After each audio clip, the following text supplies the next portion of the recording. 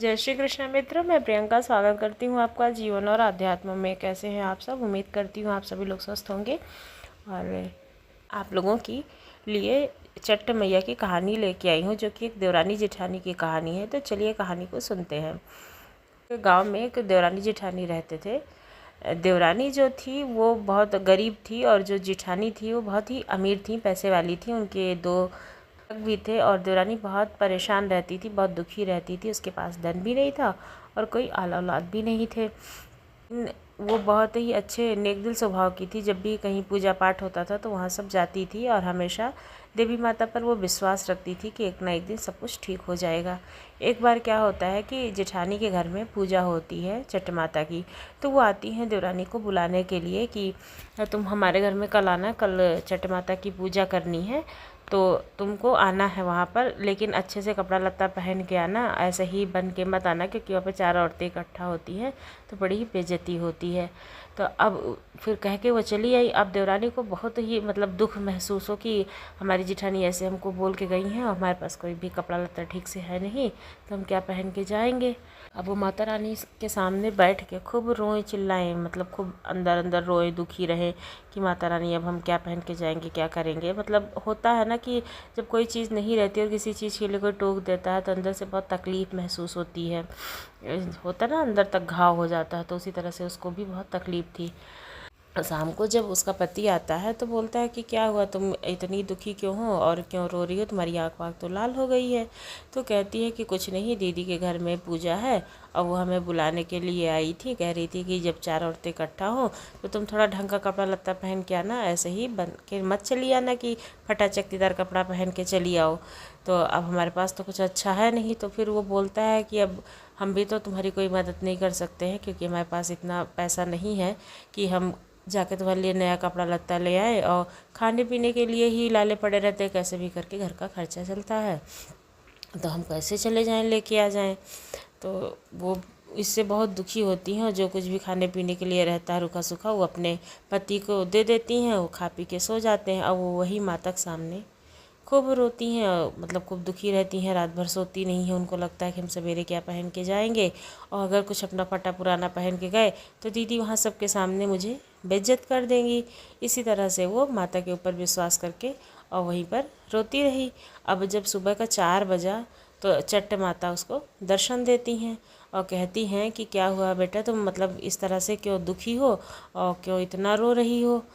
ये कि कुछ नहीं मैया, हमारे दीदी के यहाँ चट्ट देवी की पूजा है और वो हमें बुला के गई हैं और बोली हैं कि ढंग से कपड़ा लत्ता पहन के आना।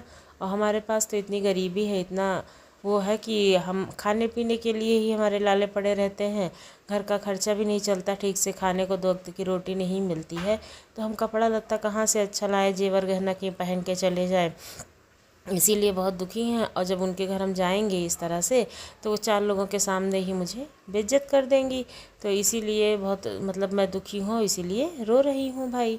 तो माता कहती हैं कि अच्छा ऐसी बात है। तो बोलती हाँ माता।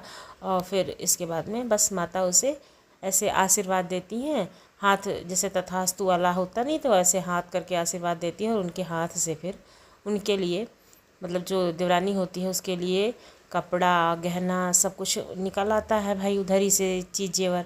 तो अब वो देख के बहुत खुश होती है। तो माता कहती हैं कि ठीक है बेटा, तुम इसको अब पहन के उनके घर में पूजा के लिए जाना, और फिर जब कल तुम उनके यहाँ पूजा में जाना तो वहाँ पे मानी आना, फिर सब औरतों को वहाँ पे बुला लाना, और फिर दूसरे दिन तुम अपने घर में भी चट्ट माता की पूजा करना।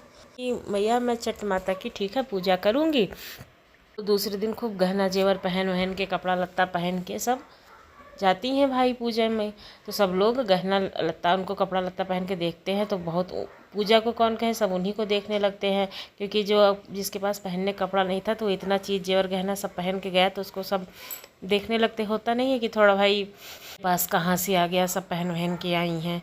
तो जब पूजा पाठ हो जाती है तो जो रानी होती है वो पूछती है कि तुमको इतना कपड़ा लत्ता जेवर गहना कहाँ से मिला, और तुम्हारे पास तो कपड़ा भी ढंग का नहीं था तो तुम इतना पहन ओढ़ के आई हो।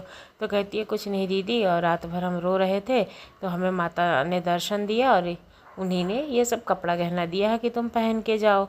अब जिठानी कहती है कि ठीक है। फिर इसके बाद में वो सबको कह देती है कि भाई अब कल हमारे घर में भी पूजा है और तुम लोग आना। तो फिर सब लोग बोलते हैं कि ठीक है भाई। जिठानी के मन में तो लालच समा गया था कि इसके पास तो इतना सब कुछ आ गया है, अगर हम भी ऐसे ही करेंगे तो हमारे कुछ हो जाएगा।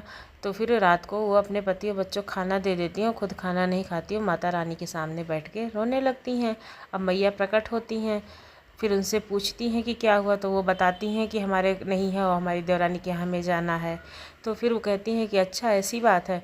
और वो जैसे ही मतलब उसको हाथ दिखाती हैं अपना आशीर्वाद के लिए, वैसे ही उनका सब कुछ गायब हो जाता है और वो केले के पत्ते को पहन के खड़ी हो जाती हैं। अब वो देख के रोने लगती हैं। मैया कहती हैं कि तुम्हारे पास तो सब कुछ था और हमने सब कुछ दिया था, तब भी तुम ऐसे कहती हो, तो अब तुम इस तरह से ही रहोगी, अपना जीवन व्यतीत करोगी। और देवरानी अपना दूध लेके आती हैं, खोआ ओढ़ती हैं, पीड़ा उड़ा बनाती हैं, सबको खिलाने पिलाने के लिए सब सामान इकट्ठा करती हैं और सब सजाती धजाती हैं। अब सब औरतें आ जाती हैं और जो उनकी जिठानी होती है वो वहाँ आती ही नहीं है। तो जाती हैं उनके घर देखने, तो देखती हैं कि वो केले का पत्ता लपेटे बैठी हैं। कहती है कि दीदी क्या हो गया, तो बताती है कि मैंने माता रानी से जैसा तुमने किया था वैसे ही किया। अब माता रानी ने हमारा सब कुछ छीन लिया, हमें केले का पत्ता में मतलब पहना दिया है। कहती है कि दीदी हमारे घर पूजा में चलो, और जो भी माता रानी है वो बहुत दयालु हैं, तो वो आपके ऊपर कृपा जरूर करेंगी। पहना करके अब वो उसे लेके आती हैं। अब जब जिठानी आती हैं तो दोनों देवरानी जिठानी खूब माता रानी को मनाती हैं कि मैया की हो गई, क्षमा करो, जो कुछ भी हमारा था वो वापस करो और हम तुम्हारी फिर से पूजा करेंगे। घर जाके देखती हैं तो सब कुछ वापस हो जाता है। फिर दोनों देवरानी जिठानी मिल करके माता रानी की पूजा करती हैं, चट्टी देवी की, और सब सास सुहागन बुलाती हैं, सबको खिलाती पिलाती हैं। अब सब सुखी संपन्नता के साथ सब लोग रहने लगते हैं, दोनों देवरानी जिठानी। जैसे माता रानी ने उनकी सुनी उसी तरह से सबकी सुने। बोलो छठ मैया की जय।